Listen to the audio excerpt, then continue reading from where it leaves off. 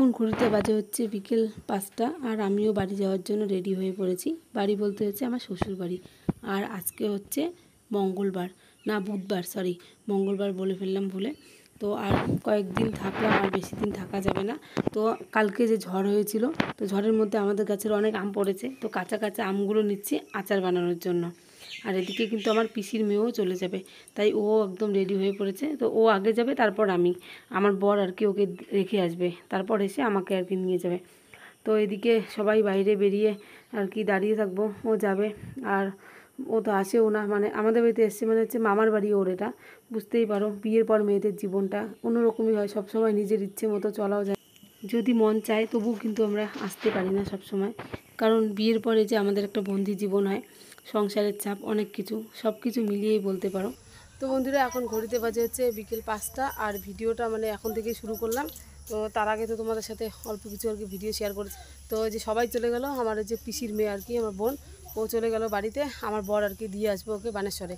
তো এসে তারপর আমাদের নিয়ে যাবে। তো আমি ওই যে একদম রেডি, ব্যাগটা গোছানো শেষ, আসলেই চলে যাব। তো আর তোমাদের সাথে আজকে সারাদিনের কোনো ভিডিও শেয়ার করিনি। তো বাড়িতে গিয়ে কালকে থেকে তোমরা আমার পুরো ভিডিও দেখতে পারবে। এখন আমাদের পুরো বাড়ি একদম ফাঁকা, মানে সবাই বলছে থাকার জন্য। কালকে তো আমার বোন চলে গেছে, আজকে গেল এই বোন, আজকে আমিও যাব। তো বলছে আর কি মা আমাকে থাকার জন্য কয়েকদিন। তো এখন আর থাকবো না, কয়েকদিন পরে আসবো, এসে কয়েকদিন থেকে তারপর যাব। কারণ এখন একটু বাড়িতে মানে কাজবাজও আছে, তার মধ্যে দুষ্টু মানে পড়াশুনোটা না হলে ডিস্টার্ব হবে, নষ্ট হবে। তো এর জন্য এখন আর থাকবো না, এখন যাই বাড়িতে। যেতে তো ইচ্ছে করে না, কিন্তু কিছু করার নেই, যেতে হবেই। তো মার মনটাও আর কি খুব খারাপ, মানে মা একা একা একদম থাকে, এই হলো ব্যাপার। তো চলো যাই এখন বাড়িতে। কি শোনাই আবার ফ্রুটি, জামা কিন্তু একদম হাত পা যেন নোংরা না হয়।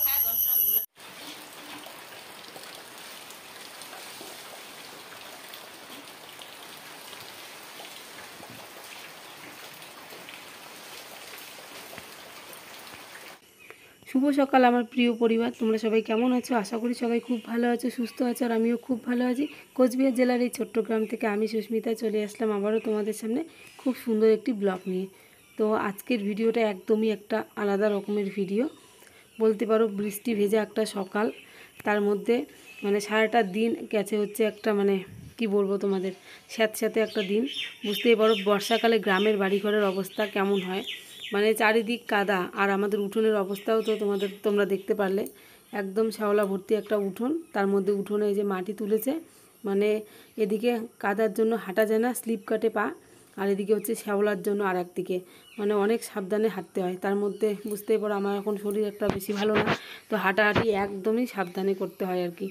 তো মা এদিকে উঠোন ঝাড় দিচ্ছে, আবার মা আমাকে কিন্তু বলছে এদিকে মানে উঠোনে ভালো করে যাওয়া আসা করতে। আর এই সময় যদি মানে স্লিপ কেটে যদি পড়ে যাই তাহলে কি অবস্থা হবে। তো এদিকে আমি এখন ঘর দোয়ারগুলো ঝাড় দিয়ে নিচ্ছি। এখন কিন্তু ঘড়িতে বাজে হচ্ছে 7টা, 7টার একটু কম হবে, 6:45 মতো হবে। আমার বর যে কাজ থেকে বাড়িতে এসেই স্নান করছে, কিন্তু ও কলের মধ্যে ভিজে ভিজে বৃষ্টির মধ্যেই। তো এদিকে আমি যে বারান্দাটা ঝাড় দিচ্ছি ঝাঁটা দিয়ে আজকে, কারণ এই ঘর ঝাড়ু দিয়ে ঝাড় দেওয়া যাবে না, কারণ বারান্দা পুরো ভিজে গেছে জলে। তো ঝাড় দিলে ঝাড়ুটা না হলে ভিজবে, তারপর আবার শুকাবে না, না হলে। এর জন্য বারান্দাটা ঝাড়ু দিয়ে ঝাড় দিলাম, দিয়ে তারপর কিন্তু বারান্দাটা মুছে নিয়েছি, যেখানে যেখানে জল পড়েছে মুছে টুছে নিয়ে এখন এই যে দেখো বাসি বাসন সব নিয়ে যাচ্ছি কলের পাড়ে মাজার জন্য। বালতির মধ্যে ঢুকিয়েছি কিছু চায়ের বাসনগুলো বালতির মধ্যে, আর হাতের মধ্যে নিলাম। আবার রাতের দিকে আর কিছু বাসন আবার রেখে দিয়েছি বারান্দার মধ্যে, মানে বৃষ্টি চলে আসায় মানে ঠিক করে আর কি বাসনগুলো রাখতে পারিনি। আগে আর কি মা খেয়েছিল, তো মাতে বাসন বারান্দায় রেখেছে, তারপর আমি খেয়েছিলাম। তো ওই বাসনগুলো রাখতেই পারিনি, এত জোরে বৃষ্টি যে বাইরে আর মানে বেরোনোর মতো অবস্থা ছিল না। তো বাড়িতে এসেই শুরু হয়ে গেল কাজ। বাপের বাড়িতে তো মানে কি বলবো আরামে ছিলাম, কাজ বাজ কিছুই করতে হয়নি। তো বাড়িতে আসলে শ্বশুর বাড়িতে এসেই শুরু হলো, সকাল হতে না হতেই কাজ, সারাদিন চলবে রাত পর্যন্ত আর কি। তো বলেও তো লাভ নেই, বিয়ের পর তো সব মেয়েদেরই আর কি সংসার জীবন হয়, কাজ বাজ নিয়েই থাকতে হয়। আর কাজ করাটাই আমার কাছে আর কি বেশি একটা ভালো মনে হয়। কাজ করলে দেখবে মানে মাথার থেকে বাজে চিন্তা ভাবনা কিন্তু দূর হয়, তারপর নিজের শরীরও খুব ভালো থাকে আর কি কাজ বাজ করলে। তার মধ্যে হচ্ছে আর আমাদের তো মানে কী বলবো, বিয়ের পর তো সংসার জীবন, কাজ তো করতেই হবে, বসে তো কেউ খাওয়াবে না মানে। আর আমি হচ্ছি একা, তার বাড়ির আর কি বলতে পারো একমাত্র বউ, তো আমাকে তো কাজ করতেই হবে। কারো আশায় কাজ ফেলে রাখবো না, মানে ফেলে রাখা আর কি যাবে না যে কারোর জন্য রাখবো বা কেউ এই কাজটা করবে।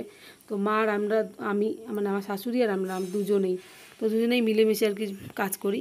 আর তাছাড়াও আমাদের মানে কি বলবো, মানে গ্রামের বাড়িতে না কাজের চাপ একটু বেশিই থাকবে দেখবে, মানে টুকটাক একদম সারাদিন মানে কাজ বেরোতেই থাকে, কাজ আর শেষ হয় না দেখি।